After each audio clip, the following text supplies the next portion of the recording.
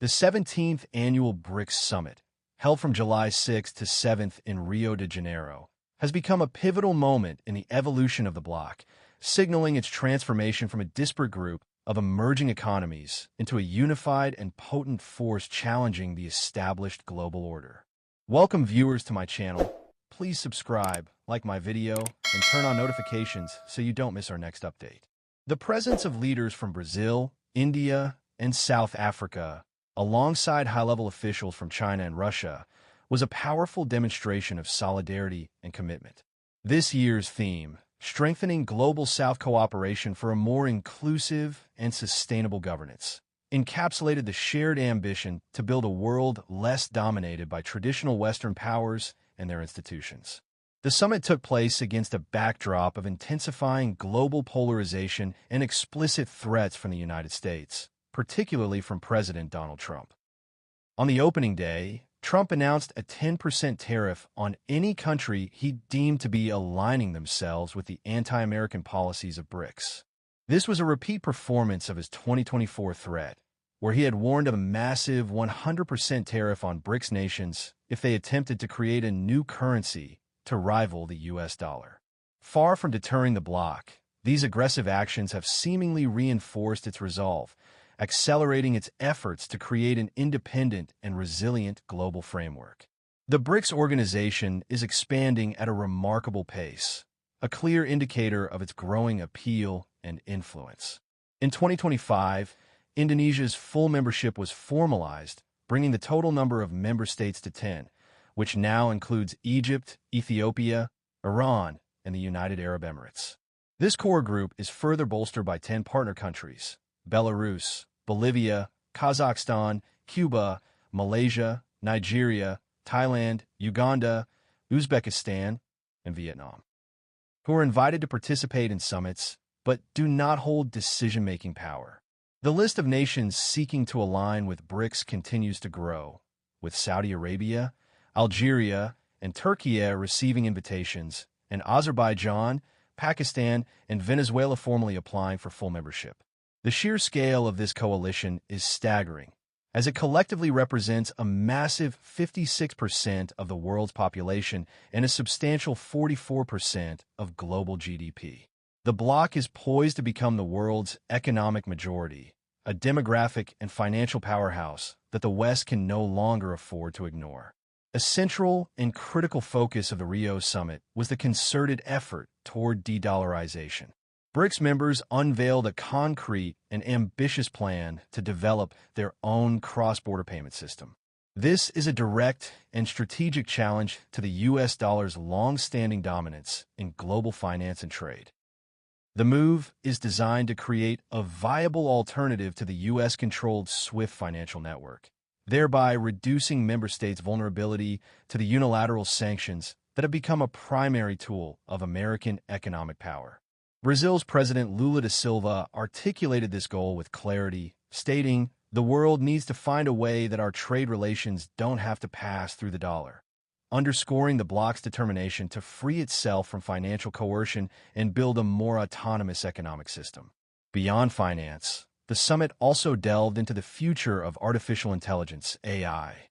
All 10 BRICS members, along with partner countries Bolivia, Vietnam, and Cuba, engaged in extensive discussions about AI's transformative potential and the urgent need for ethical and inclusive regulations. The bloc emphasized that any global AI governance framework must prioritize advancements in productivity and quality of life, with a strong focus on sustainable development.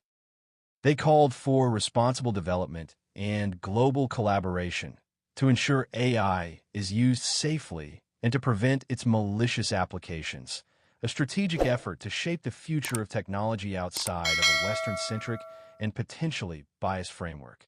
Despite presenting a unified front on many issues, the BRICS alliance is not a monolithic political or military entity.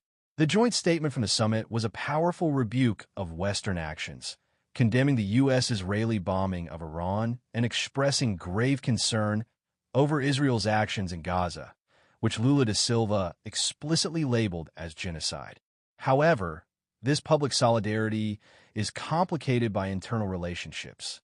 Key members like China, Russia, and India maintain close strategic and economic ties with Israel.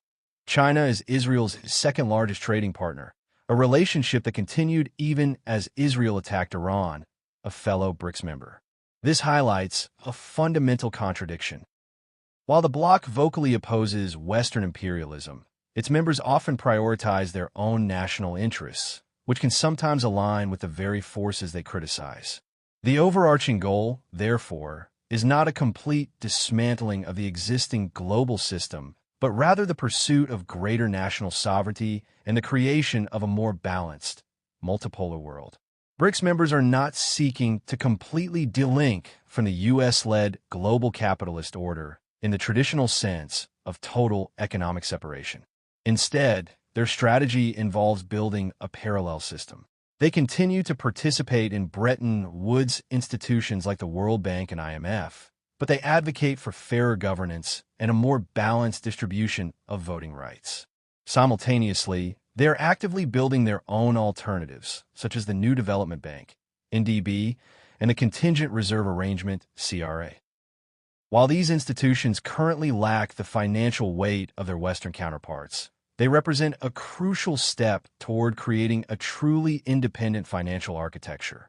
However, internal power imbalances persist, with original BRICS members and China holding disproportionate influence within these new institutions, a challenge that will need to be addressed as the bloc matures. The U.S. opposition to BRICS has been escalating since 2020, as the momentum for a multipolar world became undeniable.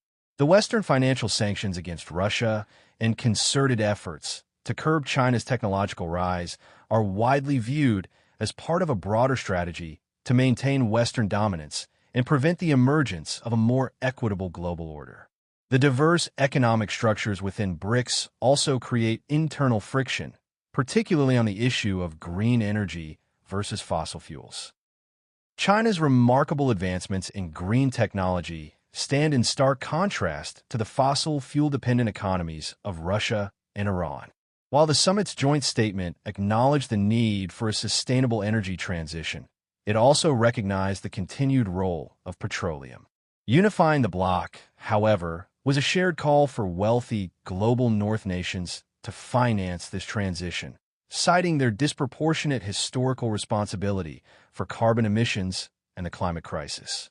Geopolitical tensions within the bloc also pose a significant challenge to its cohesion.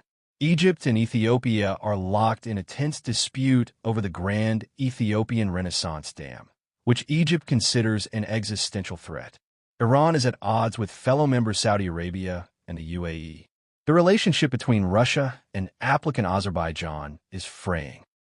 And if Pakistan's membership is approved, it will have to navigate a complex relationship with India, a country with which it has a long and contentious history. Despite these significant internal divisions, BRICS continues to grow and represents a profound challenge to Western hegemony. The article concludes that Western nations, particularly Canada and European countries, remain firmly tied to the U.S. project, even as they face threats of economic coercion and fallout. For nations like Canada, which continues to align with U.S. policies against China and Russia, engaging with BRICS could offer a path toward economic diversification and greater autonomy, a strategic option that has, thus far, gone largely unheeded in the corridors of power.